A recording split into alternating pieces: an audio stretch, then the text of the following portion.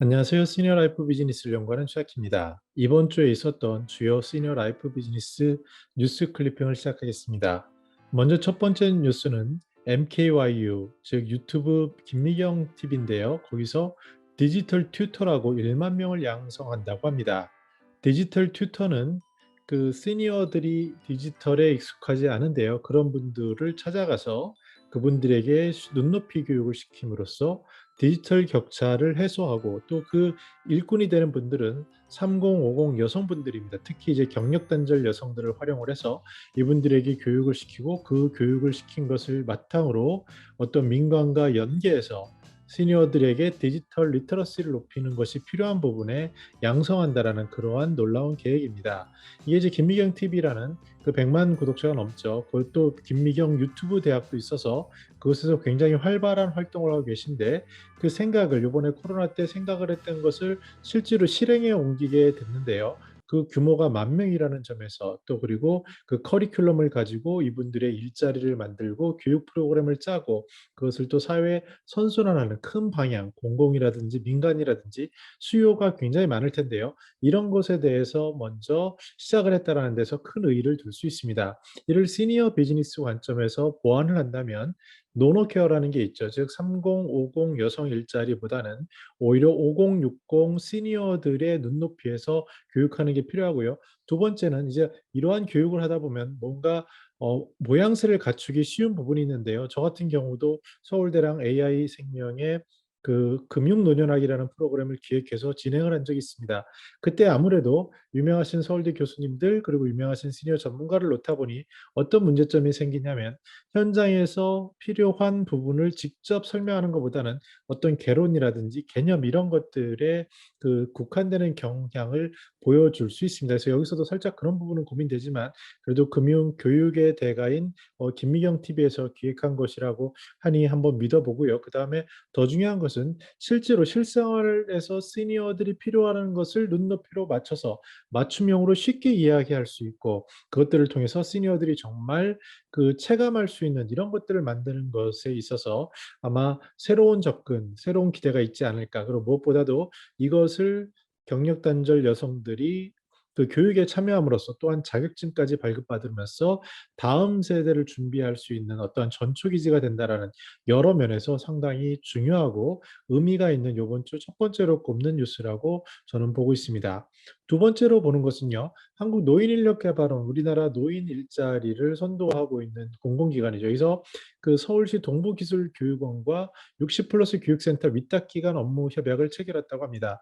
저도 한 3년인가 2년 전에 생산성본부와 같이 60 플러스를 위한 교육 프로그램 매뉴얼을 만든 적이 있습니다. 여기에 기획 부분을 참여를 했는데요. 그때 당시에 저도 이제 시니어에 대한 이해도가 낮고 아무래도 그러한 것들이 노인 일자리는 서비스 현업에 있는데 그런 것들에 있어서 기획이라는 부분, 마케팅이라는 부분 이런 것들이 다가오기보다는 현실적으로 안전이라든지 이런 것들이 중요하다는 어떤 미스매칭 있을 수 있는 그런 여지도 있었습니다. 그러나 그 사이에 한국 시니어들도 발전을 했고 교육 프로그램들도 발전을 해가는데요. 요번에 그래서 동부기술교육원은 어떠한 국가 자격증을 기능사 자격증을 주는 곳입니다. 그곳에서 건축 도장 기능사, 가구 제작 기능사 자격증을 취득하는 그런 협약을 했다라는 것에 있어서 이러한 그 노인 일자리도 산업 변화가 있구나. 새로운 트렌드를 맞추는구나. 근데 이것이 어떤 의미를 가지냐면요. 기존의 노인 일자리 65세 이상의 소일거리에서 이제는 점점 더 낮춰져서 50 플러스 또는 60세 이상에서 평생 일자리가 되면서 국가의 생산 가능 인구가 부족한 부분을 채워주는 어떠한 그런 전략적인 방향성까지 맞춰진 의미가 있다라고 볼 수 있습니다. 앞으로 이렇게 조금 더 구체적이고 실질적인 교육 프로그램들이 늘어날 거고요. 또 하나 이제 눈에 띄는 기사는 곤충에 관해서 우리가 최고다라는 건데요. 한국곤충산업대학 2기 졸업식이라고 합니다. 곤충에 대해서 연구한다고 상당히 흥미롭지 않습니까? 근데 지금 아시는 분들은 알겠지만 곤충은 미래 우리의 식량 자원이라는 얘기를 하는 경우를 볼 수 있습니다. 왜냐하면 고단백질이고 여러 가지 그 에너지원이나 이런 부분에서 중요하기 때문이죠. 어찌됐건 굉장히 구체적인 부분, 즉 곤충산업대학이라는 게 있고 이 속에서 미래식량, 고단백질 곤충산업 사육농가 급증에 따른 사육기술 시설에 대한 체계화 필요성 및 내수면 양식과 함께하는 수경재배, 뭐 쌈, 상추 등 이런 것들을 한다는 것이 굉장히 의미가 있고요. 이것은 실생활에서 적용되는 부분이라고 할 수 있습니다. 그래서 이 교육 내용도 전처럼 뭐 어떠한 이론 개념을 배우는 게 아니라 앞에서 보신 것처럼 실제로 기능 국가 자격증 그리고 곤충에 대한 전문성 그리고 김미경 TV에서 하는 디지털 튜터 자격증 이렇게 실생활과 맞물리고 또 그것들이 이런 기술을 습득하는 것이 단절되는 게 아니라 자기의 삶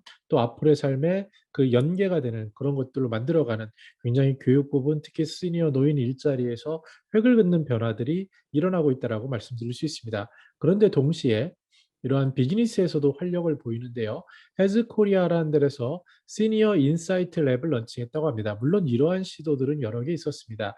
랩이라는 것에서 봤을 때 리서치가 기반이 됩니다. 그래서 시니어들이 어떤 니즈가 리서치에 니즈가 있는가를 바탕으로 해서 브랜드 인큐베이팅을 해서 결국 마케팅, 즉 제품이나 서비스를 파는 회사를 연계해서 그 세일즈를 대행하는 그런 것까지 그리겠다라는 건데 그 출발점은 시니어의 인사이트를 얻는 리서치에서 시작하겠다. 이러한 그 컨셉이라고 이해가 됩니다.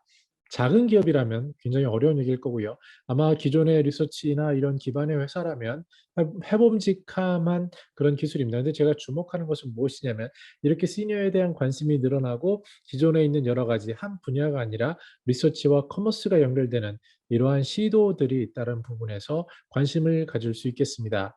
또 하나는요, 스마트 돌봄 솔루션 리본입니다. 리본이 이제 굉장히 급속히 성장하고 있는 모습을 봐서 굉장히 기분이 좋습니다. 처음 했을 때 하이디어 솔루션스에서는 어떤 기기 하나를 놓고 응급 장치 감지를 하는 그런 쪽으로 시작을 했을 때는 어떠한 디테일이나 이런 부분이 어렵지 않나 그래서 굉장히 살짝 안타까운 부분이 있었습니다. 그러나 이 어려운 시장에서도 꾸준히 하다 보니까 점차 매출도 작년 기준으로 167억 정도 했다고 하면 뭐 아주 작은 것은 아니라고 보여집니다. 근데 이것이 어느 부분이었냐? 지자체를 통해서 가구에 공급을 하고 또한 수면 활동량 심박 분석 체크, 이제 빅데이터가 접목이 되고 약 복용이나 운동 추천 서비스까지 기반을 가진 그러니까 응급시설 알람이라는 것에서 시작을 해서 하나하나 서비스를 맞춰가는데 이제 눈에 띄는 기사는 이겁니다. 이 대표가 말씀하시기를 생수 등 어르신이 직접 구입하기 어려운 걸 손쉽게 결제 배달할 수 있는 서비스를 만들겠다.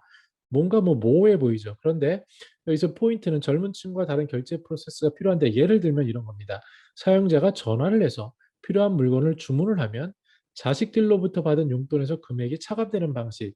이 개념에 저는 포인트를 두고 싶습니다. 포인트는 시니어들이 전화하는 걸 굉장히 선호합니다. 특히 이제 외로우신 경우에 말벗도 중요하고 물론 요새 전화가 뭐 어떠한 그 방해되는 그러한 문제가 있긴 하지만 이런 것을 떠나서 만약에 락인이 되고 믿을 수 있는 채널이라면 소통하는 걸 굉장히 중요하죠. 근데 그것을 보이스 기반, 말 기반으로 하고 그것에 있는 정사나 이런 것들을 만약에 자녀들이 이해할 수 있는 방식으로 또 그 지원하는 사람들이 이해할 수 있는 방식으로 이러한 새로운 시도들이 있다는 것에 저는 주목해 볼 필요가 있고요. 또 집에 있는 그런 분들을 중심으로 택지 호출이라든지 어떠한 요새 건강관리 빅데이터라든지 이런 것들을 연계해 가는 모습, 즉 기업이 생존하고 그 자리에 핵심을 지키고 있으면 그 사이에 파생되는 것들을 많이 봅니다. 제가 예전에 굉장히 좋아하는 그 부모사랑 효도리라는 것도 그 본질이 굉장히 강한 원래 리서치에서 기반을 했고 그 속에서 시니어들이 무엇을 원하는지부터 시작을 했는데 이것을 이제 다른 회사들이 많이 따라하긴 합니다. 그래서 어떤 면을 봤을 때 이거 너무 따라하는 거 아니야 이런 안타까움도 없지 않아 있지만 중요한 것은 이 산업이 점차 시니어들의 케어가 중심이 정서에 있구나 이런 것에 집중하는 것처럼 이러한 단순한 처음에 보셨을 때 아이디어 솔루션스도 어떤 위기 감지 알림이라는 기술적인 다분히 기술적인 것에서 이제는 점차 시니어들을 이해하는 쪽으로 시니어들의 행태나 이런 것을 중심으로 옮겨가는 쪽에서 어떠한 새로운 변화가 있고 그런 가능성이 있지 않나 그렇게 생각을 해봅니다. 또 하나 주목해 볼 거는요. 그 교원 라이프입니다. 상조회사 중에 실제로 시니어들은 조심하셔야 합니다. 매물로 나온 상조회사들도 굉장히 많고 재무 구조도 취약한 데가 많습니다. 근데 그나마 교원 라이프는 그 교직원 공제조합이라는 그래도 믿을 수 있는 기관에서 여전히 승승장구하는 그러한 기관이라고 볼 수 있는데요. 이러한 금융의 안정성을 기반으로 상조를 중심으로 다른 쪽을 바라보고 있는데 바로 이게 금융 엔터로 확장해야 한다라는 김충구 대표의 말씀입니다. 근데 여기서 장래 행사는 기본이고 이제 산업을 결합해야 된다라고 얘기합니다. 저에게 만약에 앞으로 시니어 비즈니스의 가장 큰 블루오션이 뭐냐고 묻는다면 지인들에게 많이 얘기를 하는데요. 저는 당연히 신탁이라고 생각을 합니다. 그 이유는 뭐냐면 시니어들이 혼자 계시다가 먼저 돌아가시거나 이렇게 됐을 때 사랑하는 대상에게 줘야 할 그런 상속이나 이런 재원들이 굉장히 많고요. 이런 것들이 문제가 될 수 있다는 거죠. 일본의 경우에는 그래서 반려동물 신탁이라는 것도 있습니다. 즉 당신이 사랑하는 대상인 그 강아지와 고양이에게 당신이 돌아가신 다음에 어떻게 할지를 금융기관을 통해서 신탁을 통해서 맡기는 이런 거를 말씀드릴 수 있는데요. 중요한 것은 역으로 물론 여기 교원 공제에서 여기 교원 라이프에서 실제로 그 비즈니스 모델을 얘기하진 않았습니다. 근데 저는 오히려 역으로 이렇게 생각합니다. 여기서는 여행이나 뭐 이런 쪽 단계적인 발달을 얘기하지만 중요한 것은 거꾸로 가는 거죠. 그러니까 장래라는 것 때문에 상조를 드는데 시니어들을 인터뷰를 해보면요.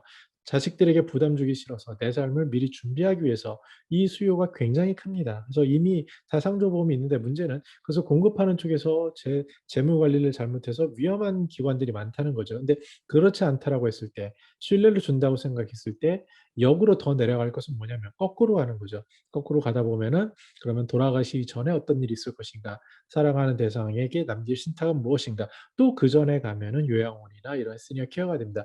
물론 신탁이라는 것은 금융이고 제도기 때문에 굉장히 법과 제도라든지 고려할 것들이 많습니다. 그러나 이것에 대해서 비즈니스의 인사이트를 가지고 있다면 그것은 분명히 해결해 나갈 수 있고 보다 중요한 것은 상조 즉 당신의 미래를 맡기는 그 서비스의 니즈의 기본에 충실하고 믿음을 줄 수 있고 한다면 그 다음에 더 큰 비즈니스 모델도 갈 수 있다. 그래서 즉 거꾸로 장래부터 오는 것도 있을 수 있고요. 아니면 실생활의 접점, 건강할 때부터 올라가는 것들도 있을 수 있다라는 것이고요. 그 기반은 시니어들의 삶 속에서 무엇이 중요하고 어떤 것을 고려하는지를 그것을 바라볼 수 있는 그런 능력이 핵심이 되지 않나 그렇게 생각을 해봅니다. 더 나아가서 이제 공공 부문에서도 이제 사례 관리라고 합니다. 어떤 사례를 관리하는 건데 치매 쪽도 이제 커뮤니티 케어에서 중요한 영역으로 가지 않습니까? 그래서 보건소나 이런 쪽을 중심으로 하는데 아무래도 기존 시설, 의사 선생님, 간호 선생님의 도움을 받길 원하고 사회복지 선생님 이런 식으로 가는데 그러다 보니 뭔가 핵심되는 치매의 본질적인 것을 놓칠 수 있는 여지는 다분히 있습니다. 왜냐하면 제한된 자원과 그 우선순위가 있기 때문에 그렇죠. 그럼에도 새로운 시도들을 시도하고 있는데 치매 관련해서 이제 관심 있는 부분은 이런 겁니다. 그 원예나 이런 재배 프로그램이죠. 즉 콩나물 재배 키트, 꽃 키우기 재배 프로그램. 원예를 통해서 시니어를 치료하는 그런 외국의 서비스 모델이고요. 치매 마을이라고 해서 아예 그냥 마을 자체를 일반적으로 구성해서 하는 시도들이 우리나라에서도 시도되고 있습니다.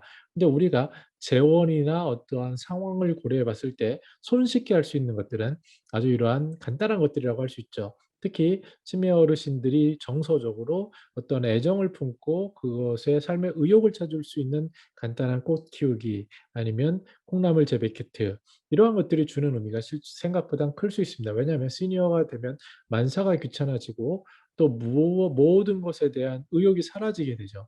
이런 상황에서 그 생각의 범위도 적어들게 되고 그 전에 노화와 이런 것과 맞물려서 치매가 오히려 더 가속화되는데 최근에 그래도 굉장히 잘하는 것은 사전에 미리 경도인지 장애라든지 그런 초기 단계의 치매를 예측할 수 있는 프로그램 그리고 그런 외로움이 크신 분들을 지원할 수 있는 프로그램, 식단이나 그리고 생활 속에서의 이런 재배 프로그램 이런 것들이 믹스돼서 간다는 것입니다. 저희 사단법인 시니어 라이프의 조명진 대표님은 치매에 대해서 뇌질환에 대해서 실질적으로 몸에 있는 어떠한 산성화라든지 그리고 이러한 혈액이 잘 모세혈관에 통하지 않는 이러한 근본적인 문제까지도 얘기를 하고 있습니다. 그래서 따라서 지금 여러 가지 부분에서 고민이 되고 시도가 되고 있는데 이러한 모든 발굴된 그 인과관계상 도움이 되는 부분들은 복합적으로 테스트해 볼 필요가 있고요. 이런 것들의 핵심에는 무엇이냐면 사람과 사람의 교류, 그래서 그 속에서 활력을 얻고 새로운 가능성을 찾는 이러한 것들이 본질적인 것이 아닐까 생각을 해봅니다. 네, 오늘 이렇게 크게 어떠한 일자리에 있어서의 변화 그리고 실버 산업에 있어서의 연계 사업 이런 모양을 봤습니다. 시니어 비즈니스 실버 산업이 굉장히 20년, 30년 됐는데요. 그러나 실제로 실체를 들여다보면은 비즈니스다운 것들도 별로 없고 그래 보입니다. 그러나 지금 사례 보신 것처럼 그 자리에 어려서부터 어려운 상황이었지만 그 자리에 서서 꿋꿋이 하나씩 해나가시는 분들이 지금 새로운 비즈니스 모델을 만들고 계시고 또 그 속에서 파생될 것들이 지금 우리들이 앞으로 시니어들에게 더 나은 삶의 기회 그리고 더 멋있는 비즈니스 모델의 가능성을 만들어주지 않나 기대해 봅니다. 이렇게 시니어 비즈니스는 이렇게 계속 선순환하다 보면 어느 순간 거대한 플랫폼으로 글로벌 비즈니스를 리딩할 수 있는 그런 가능성도 있지 않을까. 그래서 이번 주 그 뉴스 클리핑도 굉장히 뜻깊은 의미가 있는 이런 내용이 아닌가 저는 개인적으로 생각을 해봅니다. 네, 저는 더 나은 시니어 삶 공동체를 연구합니다. 감사합니다.